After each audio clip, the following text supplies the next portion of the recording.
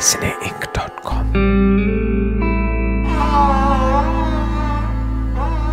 आदाब अर्ज़ है। इल्म शायरी के 20 प्रोग्राम आप तक पहुंचाने का वादा किया था और मुझे बेहद मसर्रत है कि आज वादा वफा हुआ चाहता है। ये इल्म शायरी का 20वां प्रोग्राम है और मेरी कोशिश होगी कि ये प्रोग्राम आपको ताज़ जिंदगी याद रहे। वादा बड़ा है लेकिन ये भी पूरा करेंगे और उसकी वजह है गज़ल गायकी के ये तारीख साज। कठिन है राह गुजर, थोड़ी दूर साथ चलो, कठिन है राह गुजर। ये मेरी अपनी धुन है। जब मैं गाऊंगा तो मैं पता चलेगा गुलाम अली गा रहा है। जी जरूर पता चलेगा, कौन नहीं पहचानता इनको। गज़ल गायकी के उस्ताद फनकार जनाब गुलाम अली खां साहब, जिनसे आप जानेंगे कि गज़ल का इंतखाब करते वक्त वो गज़ल की बहर और गज़ल के मफ़हूम और अल्फाज को किस तरह इज्जत बख्शते हैं। इल्म शायरी के आज 20वें यानी कि आखिरी प्रोग्राम में आप सब सामीन का इस्तकबाल करते हुए बकौल साहिर लुधियानवी कुछ तसव्वुरात की परछाइयाँ सी उभरने लगी हैं। आदाब अर्ज़, मेरा नाम परवेज़ आलम है, पेशे से ब्रॉडकास्टर हूँ। दोस्तों ने फरमाइश की कि उर्दू सुनने का शौक़ तो सबको है लेकिन शायरी करने का जो इल्म है वो सिर्फ कुछ तक महदूद है। ऐसा क्यों ना इसे ख़ासो आम तक पहुँचाया जाए और इस तरह उर्दू शायरी सीखने सिखाने की ये रेडियो सीरीज़ वजूद में आई, जो आज इस 20वें प्रोग्राम के साथ दुनिया की पहली तवील तरीन रेडियो सीरीज़ है जो सिर्फ़ और सिर्फ उर्दू शायरी के इल्म अरूज़ के मुख्तलिफ पहलुओं पर रोशनी डालती है। 12 नवंबर सन 2018 को ये प्रोग्राम मंजर आम पर आया था। शायरी क्या होती है, गज़ल क्या है, गज़ल का शेर क्या होता है, अच्छे शेर को समझने और परखने का फ़न क्या है, शेर किस बहर या मीटर में कहा जाए, मगर ये जालिम मीटर क्या होता है, उर्दू शायरी के अरूज क्या है, वगैरह वगैरह। इन सभी सवालात का जवाब देने के लिए मेहर आलम खान साहब स्टूडियो में मौजूद रहेंगे। रेडियो मंजिल के सामीन की खिदमत में मेरा यानी मेहर आलम खान का भी आदाब अर्ज़ है। लेकिन पहले अहमद सलमान का शेर मुलाहिज़ा फरमाइए। जो दिख रहा है उसी के अंदर जो अनदिखा है वो शायरी है, जो कह सका था वो कह चुका हूं, जो रह गया है वो शायरी है। तो इस तरह हमने पहले प्रोग्राम का आगाज सिर्फ शेर से किया। शेर क्या है, गज़ल क्या है, सच तो ये है कि शायरी क्या है, इल्म अरूज क्या है, उर्दू शायरी की बहर क्या होती है, कितनी तरह की बहरें होती हैं, मीटर्स या बहूर जिनको कहते हैं, वो किस तरह से काम करती हैं जब आप एक शेर कहते हैं। मेरा काम था सवाल करना और मेरे साथी मेहर आलम खान साहब का काम था जवाब देना। अब जबकि हम आखिरी प्रोग्राम की दहलीज पर हैं, ज़रा उनको भी थोड़ा और नज़दीक से देख लीजिए, जान लीजिए। मेहर साहब आदाब, आपका ताल्लुक़ कहाँ से है? आदाब परवेज़ साहब, मैं हिंदुस्तान की रियासत उत्तर प्रदेश ज़िला मेरठ, उसके अंदर एक गांव है, बल्कि अब उसकी हैसियत कस्बे की है, शाहजहाँपुर, वहाँ से मेरा ताल्लुक़ है। लेकिन आपकी तालीम अलीगढ़ में हुई? जी जी बिल्कुल। क्या किया आपने वहाँ पे? देखिए, मैं वहाँ से शाहजहाँपुर से आया तो वहाँ करीब में एक इंटर कॉलेज था, वहाँ से मेरी तालीम इंटरमीडिएट तक हुई। फिर अलीगढ़ में सन 1969 में मैंने दाखिला लिया बीएससी ऑनर्स में, और मेरा जो मेजर सब्जेक्ट था वहाँ ज़ूलॉजी था। तो फिर उसके बाद में हम एमएससी वहीं से किया, उसके बाद हम पीएचडी में रजिस्टर हुए, पीएचडी करते रहे। पीएचडी से कुछ दिल भरा और कुछ उकताहट हुई तो हम जर्नलिज़म की तरफ चले गए। 1977 में वहाँ एक डिप्लोमा इन जर्नलिज़म शुरू हुआ था, तो उसमें हमने अपने आप को रजिस्टर कराया और वहाँ से हमने डिप्लोमा इन जर्नलिज़म किया। ये बात सन 77-78 की है। और उसके बाद फिर आपकी नौकरी वगैरह का सिलसिला रहा, लेकिन इसमें मैं ये इस्टेब्लिश करना चाहता था, ये की बात बड़ी सिंपल सी, कि आपका उर्दू लिटरेचर से कोई ताल्लुक़ नहीं रहा। हाँ बिल्कुल सही कह रहे हैं कि उर्दू लिटरेचर से एक सब्जेक्ट की हैसियत से, हाँ, और जिसको कहते हैं सरकारी तौर पर, ऑफिशियल तौर पे, डिग्री के लेवल पे मेरा कभी कोई ताल्लुक़ नहीं रहा। लेकिन उर्दू का एक कल्चर था मेरे घर में, मेरे गांव में, और फिर अलीगढ़ में हम जो आए, जिन लोगों के साथ हमारा उठना बैठना हुआ, वो सब उर्दू वाले थे। तो इस तरह से उर्दू में मेरा शौक़ वहीं से था। जब मैं 6th क्लास में अपने स्कूल में पढ़ता था तब से मैंने 20वीं सदी और जासूस दुनिया पढ़ना शुरू कर दिया था। तो हमारे घर में उसका उस तरह का माहौल था, वालिद उर्दू पढ़ते थे, उर्दू बोलते थे। जब मैंने कहा कि ये सीरीज़ आपके साथ में करनी है, क्योंकि मुझे इस बात का अंदाज़ा था कि आप इस मौजू पर, सब्जेक्ट पर काफ़ी काम कर चुके हैं, तो आपने फिर जो लिखाई पढ़ाई शुरू की है और दुनिया भर की किताबें कंसल्ट करनी शुरू की हैं, बल्कि मैं वो सुनकर और देख कर डर गया था कि खुदा जाने ये सीरीज़ होने वाली है या पूरे कई किताबों का मजमूआ शाया होने वाला है एक ही बार में। नहीं, वो जैसे शहरयार का एक वो मिसरा है ना कि इस बहाने से मगर देख ली दुनिया हमने। जी, और आपके बहाने सामीन का उर्दू शायरी की दुनिया से तारुफ हो गया। आज के प्रोग्राम में हमारा ख़ास ध्यान इस बात पर है कि गज़ल गायकी के लिए वो कौन से ऐसे बुनियादी नुक्ते हैं जिनको समझना ज़रूरी है और ख़ास तौर पर शायर को बहुत ज़्यादा ध्यान देने की ज़रूरत है। इल्म शायरी के चौथे प्रोग्राम में मेहर आलम खान साहब ने इस तरफ इशारा किया था। मैं उन चंद बुनियादी आवाज़ों की तरफ आपकी तवज्जो चाहूँगा जो म्यूज़िक में बहुत इस्तेमाल होती हैं, और वो 5 आवाज़ें हैं। अगर आपने इन 5 आवाज़ों को आपके कान समझ गए और इनके आदी हो गए तो आप समझिए कि उरूज़ आपके लिए वक़ुल शख्स के बाएं हाथ का खेल बन जाएगा। वाह। अब ये क्या आवाज़ें हैं ये मैं आपको सुनाता हूँ। धिन धिन दिन, जी जी, धिन है एक आवाज़, है ना, ये पूरी आवाज़ है। अगर देखिए हमने पहले पूरी आवाज़ है तो इसको गुरु के उसमें रखेंगे हम, हिंदी में जैसे हम गुरु कहते हैं। नहीं, एक बार फिर से वो गुरु और वो लघु। हाँ, तो लघु और गुरु का, जैसे मैंने कहा था कि आवाज़ें 2 किस्म की होती हैं, एक छोटी आवाज़ होती है और एक बड़ी आवाज़ होती है। एक इसकी मिसाल जो है, छोटी आवाज़ को लघु कहते हैं, बड़ी आवाज़ को गुरु कहते हैं। अब मिसाल के तौर पे हम 2-3 लफ्ज़ बोलते हैं आपके साथ में, जैसे सबा, हवा, फ़ज़ा, चमन, है ना। इसमें पहली आवाज़ जो है वो लघु है, छोटी है, और मन, चमन में पूरा मन जो है पूरी आवाज़ है। तो इस तरह धिन जो आवाज़ है, मैं जिन आवाज़ों की तरफ आपकी तवज्जो खींचना चाहता हूँ, वो गुरु है। ठीक है, अब आप दूसरी आवाज़ सुनिए, धिना। धिना लघु, ना धी और ना दोनों छोटी आवाज़ है, धिना, धिना। ठीक है, धिना, तो दोनों इसमें लघु हैं। एक में कॉम्बिनेशन, जैसे अभी मैंने सबा का मिसाल दी थी, चमन की, और हवा और फ़ज़ा की बात कही थी, तो धीना एक साउंड है, धीना। तो धी इसमें जो है छोटी साउंड है और ना जो है पूरी साउंड है, जैसे सबा। ठीक है, वतन, चमन, ये सारी बातें, हवा।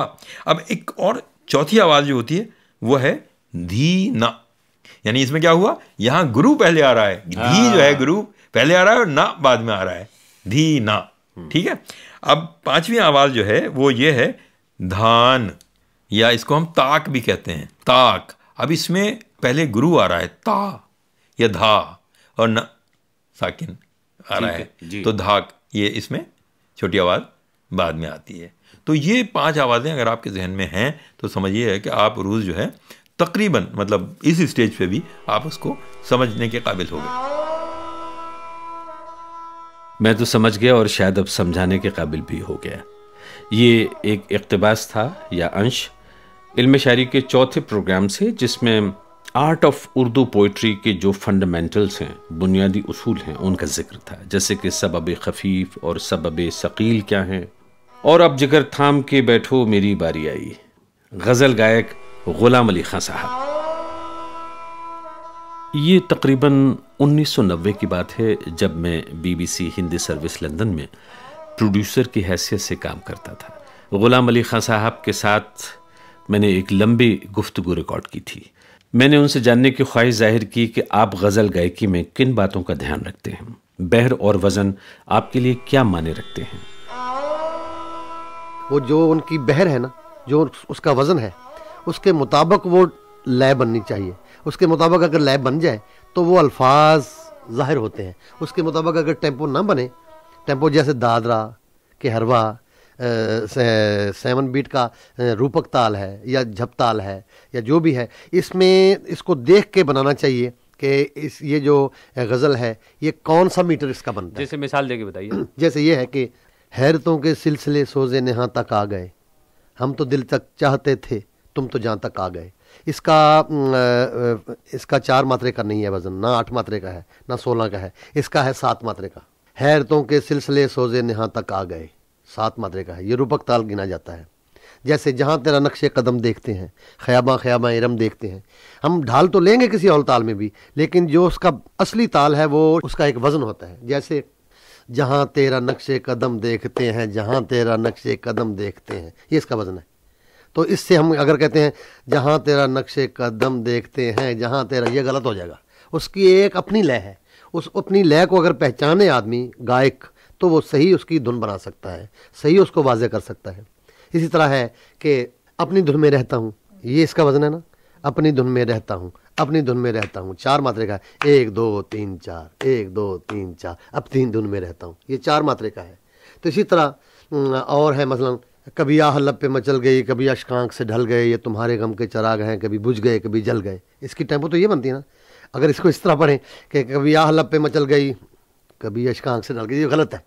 उसकी एक टेम्पो है, कभी अश्क आँख से ढल गए, कभी आह लब पे मचल गई, ये भी रूपक का है, चंचल भी इसको बोलते हैं हम लोग जी। शेर सामने रखा और उसके बाद में मात्रे निर्धारित किए और ताल निर्धारित की, लय तय की कि इसको किस तरह से इसकी बंदिश करनी। अब आती है राग की बारी। यानी मिसाल तौर पे गज़ल में एक मफहूम है, जो अर्थ है, गज़ल बहुत रोमांटिक है, बिल्कुल किसी खास विषय की ओर इशारा करती है, मौजू की तरफ इशारा करती है, आपने उसको समझा। अब आप राग का चयन कैसे करेंगे? मसलन अगर कोई अल्फाज हैं कि तमाम उम्र तेरा इंतज़ार हमने किया, ये अल्फाज हैं, तो ये जब मैं ये कोशिश करता हूँ जब मेरे सामने कोई गज़ल आती है, एक तो आपने सुना होगा मैं अपनी गज़लें जो गाता हूँ तो मैं किसी की गाई हुई ना धुन गाता हूँ, गज़ल भी नई लेता हूँ, तकरीबन कोशिश करता हूँ। लेकिन कुछ ऐसा हो जाता है बाज़ औक़ात कि गज़ल लोगों को कोई पसंद होती है, बहुत अच्छी गज़ल होती है, उसको सारे आर्टिस्ट गाना चाहते हैं, तो फिर मैं ये करता हूँ कि अपनी धुन बना के गाता हूँ। किसी के ऊपर बोझ बनना ही अच्छी बात नहीं है। इंसान को अपने आप पे यकीन होना चाहिए। मतलब एक गज़ल है कि कठिन है राह गुज़र थोड़ी दूर साथ चलो, उसकी मैंने हाँ एमन में शाम का राग है एमन, उसमें धुन बनाई थी।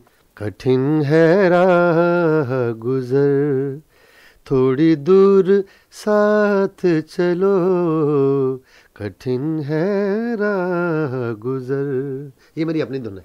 जब मैं गाऊंगा तो मैं पता चलेगा गुलाम अली गा रहा है।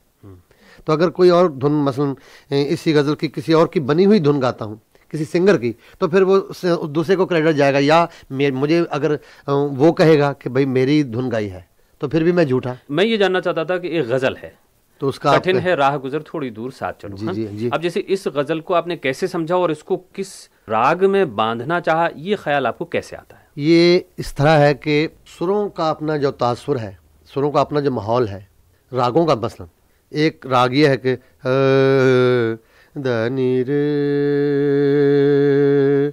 गम दम गर नि दरे दसा,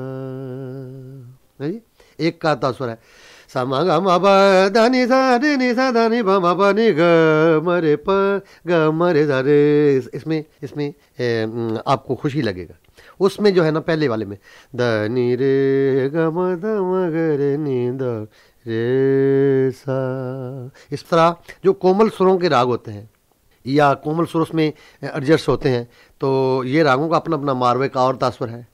मसलन मैं अगर कोई उसमें बहार गाऊंगा तो बहार का तासुर है, उसका खुशी तो का मतलब ये हुआ कि आपने गज़ल सामने रखी, हाँ बिल्कुल, एक लफ्जों को देखा और राग को तलाश किया, उस डब्बे से वो निकाला, उस डब्बे से वो निकाला, तो इस तरह से उनका रिश्ता हो जाता है। पहली बात आपके सामने सबसे अहम ये होती है कि गज़ल में अल्फाज क्या कहते हैं और गज़ल का मतलब क्या कहता है। बिल्कुल, यानी मतलब ये कि वो शब्द जो है, जैसे पहला था ना वो जो मैंने जो अर्ज किया था कि तमाम उम्र तेरा इंतजार हमने किया, उसकी मैंने इसी तरह धुन बनाई थी।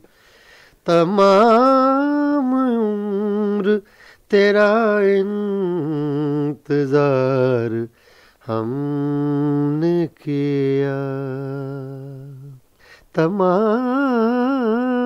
उम्र तेरा इंतजार हमने किया। इस तरह से हम ये ख्याल रखते हैं कि तमाम को अगर ज़्यादा हम वक्त दे सकते हैं तो कोई बात नहीं, लेकिन कई लफ्ज़ ऐसे हैं जिनको ज़्यादा वक्त नहीं देना चाहिए, उनको जल्दी कहना चाहिए मुंह से, ताकि उसका मफहूम ना ख़राब हो। यहीं पे मैं आपसे ये बात जान लूँ कि जैसे वो कौन से अल्फाज हैं। कुछ बड़े उस्ताद लोग ये कहते हैं जैसे दा है, ता है, टा है, डा है, जहाँ पे कि डब से बात खत्म हो जाती है, जिसको अंग्रेजी में कहते हैं कॉन्सोनेंट्स। जैसे ये है ना कि आह को चाहिए एक उम्र असर होने तक जो है ना, यहाँ पे कोई सुर नहीं है, ये सुर खत्म है यहाँ पे। तो यहाँ पे खत्म ही ऐसे कर, हम लोगों को भी यही चाहिए ना, जैसे शायर ने लिखा है। अगर हम कहते हैं कि तक, इसको तक को इतना ज़्यादा वक्त दिया तो ये खराबी है। करना यही चाहिए कि आह को चाहिए एक उम्र असर होने तक, खत्म। कौन जीता है तेरी जुल्फ के सर होने तक।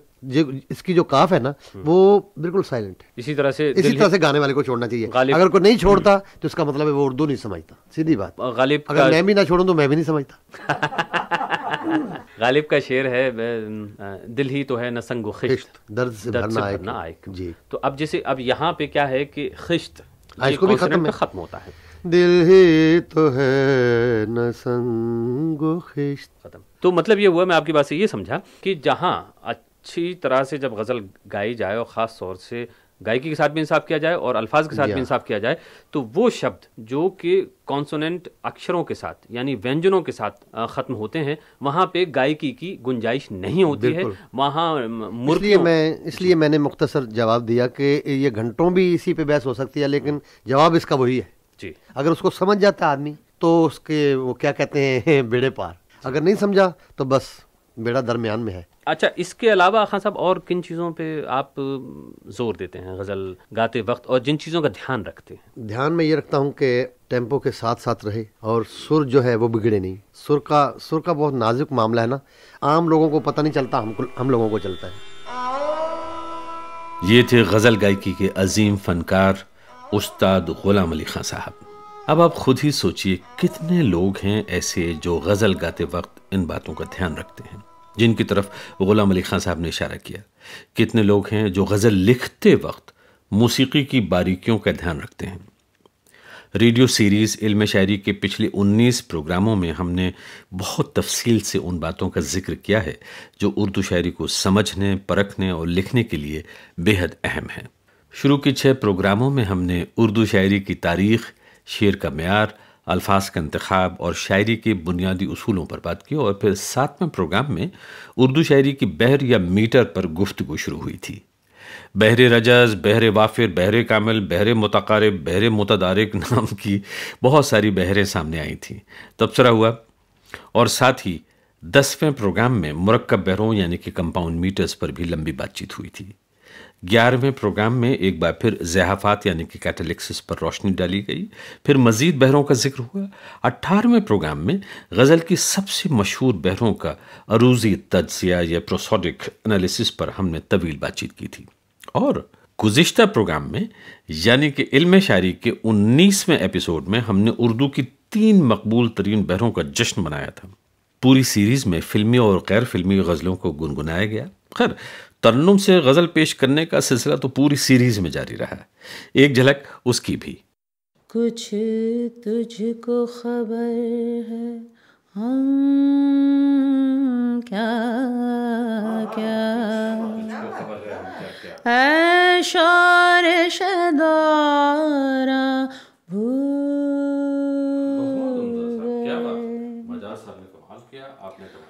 वो जुल्फ़े परेशां भूल गए, वो दीदा गिरिया भूल गए। ऐ शौक़ नज़ारा क्या कहिए, नजरों में कोई सूरत ही नहीं। ऐ शौक़ नज़ारा क्या कहिए, नजरों में कोई सूरत ही नहीं। ऐ ज़ौक़ तसव्वुर क्या कीजिए, है ज़ौक़ तसव्वुर क्या कीजिए। हम सूरत जाना भूल गए, ज़ौक़ तसव्वुर क्या कीजिए, हम सूरत जाना भूल। तेरा पहलू पहलू पहलू तेरा पहलू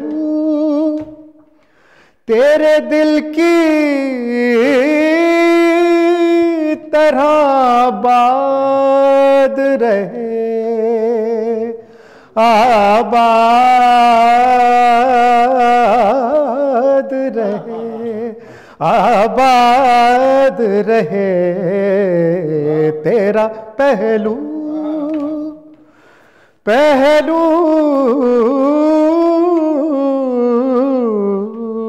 तेरा पहलू तेरे दिल की तरह आबाद रहे,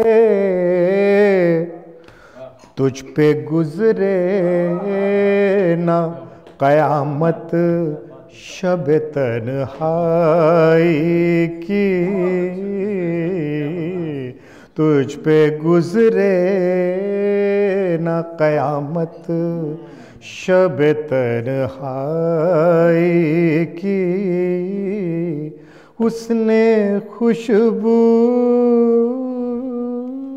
की तरह,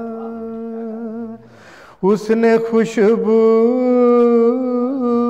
की तरह मेरी पजीराई की, कुबकू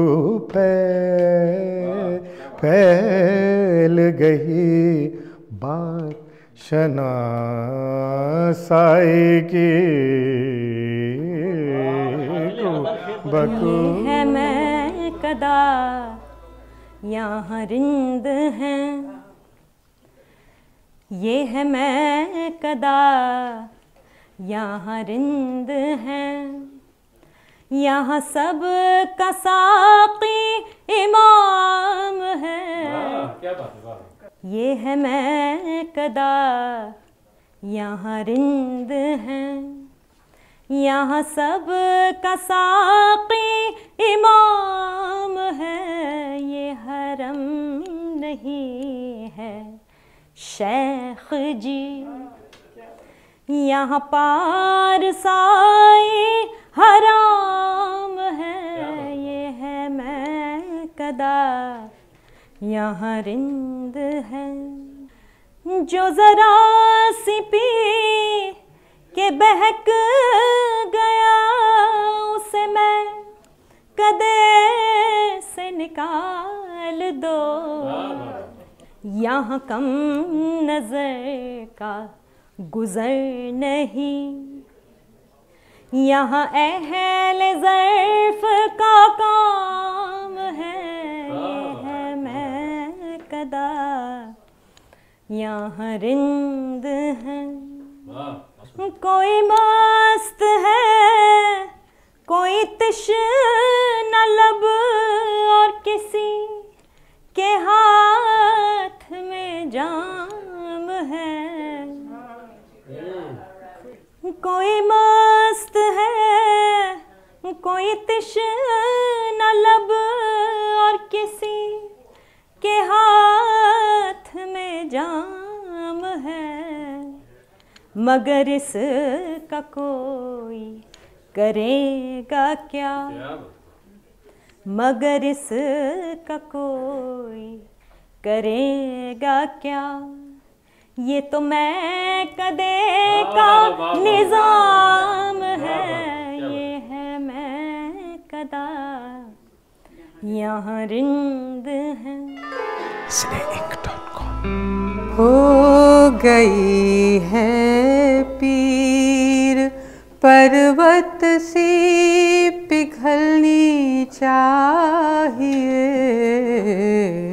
हो गई है पीर पर्वत सी पिघलनी चाहिए, इस हिमालय से कोई गंगा निकलनी चाहिए, हो गई है पीर आज ये दीवार पर्दों की तरह हिलने लगी।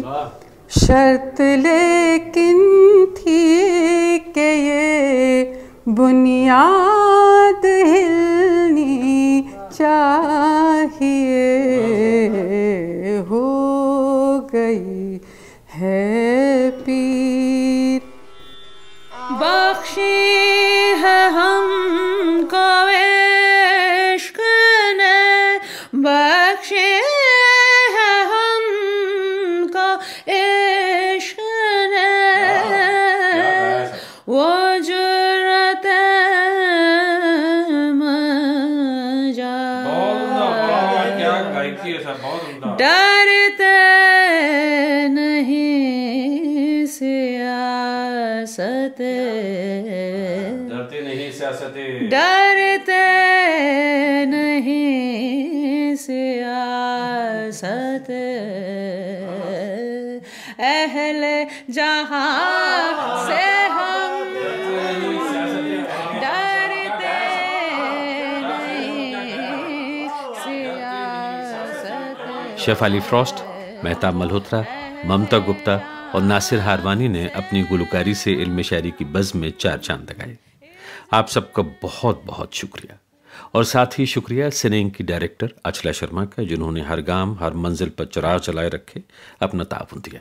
लेकिन हकीकत यह है कि बिना मेहर आलम खां साहब की महारत के ये सीरीज़ मुमकिन नहीं थी, ये तय बात है। मेहर आलम खां साहब शुक्रिया।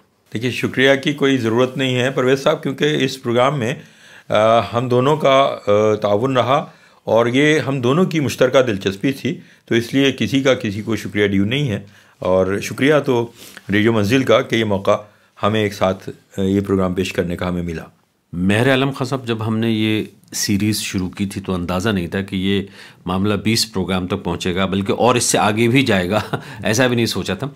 मगर सबसे ज़्यादा खुशी इस बात की होती है कि हमने वो सारी मनाजिल तय कर ली हैं। देखिए, सरदार जाफरी ने एक बात कही थी कि गुफ्तगू बंद ना हो, बात से बात चले। तो ये प्रोग्राम भी कुछ उसी तरह हुआ कि हमने सोचा ये था कि 2-4 प्रोग्राम में बात बन जाएगी, लेकिन पता लगा कि हम 20 प्रोग्राम का टारगेट लेके चले, तो उसके बाद भी कुछ गुंजाइशें निकल आईं।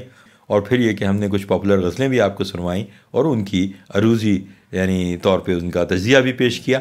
तो ये सिलसिला एक हमारे लिए तो बहुत दिलचस्प रहा और सामीन ने भी इसको पसंद किया, जिसका सबूत ये है कि हमारे वेबसाइट पर उनके जो लाइक्स मिले, जो उनके कमेंट्स मिले और उनके जो मशवरे हमें मिलते रहे हैं वक्तन फ़वक्तन, तो उससे लगा कि हाँ, सामीन तक हमारी बात पहुंची। और इससे ज़्यादा इत्मीनान की बात क्या होगी कि जो बात हम जैसे कहना चाहते थे वो आपने वैसे ही सुनी और वैसे ही समझी। और मेहर आलम खां साहब, सबसे ज़्यादा मैं शुक्रिया अदा करना चाहूँगा उन तमाम कम्युनिटी रेडियो स्टेशंस का भारत में जिन्होंने इस सीरीज़ को नश्र किया, दोबारा नश्र किया, और सिर्फ यही नहीं, बहुत ही मोहब्बत के साथ ख़ुद सुना और एक बड़ी तादाद में सामाइन तक हमारी इस रेडियो सीरीज़ को पहुंचाया। तो तमाम कम्युनिटी रेडियो स्टेशंस, आप लोगों ने बहुत कमाल का काम किया है। मैं बिंतहा आपका शुक्रिया अदा करता हूँ। तो हम उन सामीन के भी और उन रेडियो कम्युनिटी रेडियो स्टेशंस के भी इंतहाई यानी दिल से शुक्रगुजार हैं कि उन्होंने इस पैगाम को, शायरी के इस फ़न से मुताल्लिक जो हमारी कोशिश थी, इसको बहुत दूर तक पहुँचाया। तो साहब, इल्म शायरी सीरीज़ के इस आखिरी प्रोग्राम से परवेज़ आलम को इजाज़त दीजिए। खुदा हाफिज़। मेहर आलम खां को भी सामीन इस आखिरी प्रोग्राम से इजाज़त दीजिए। खुदा हाफिज़। Cineinc.com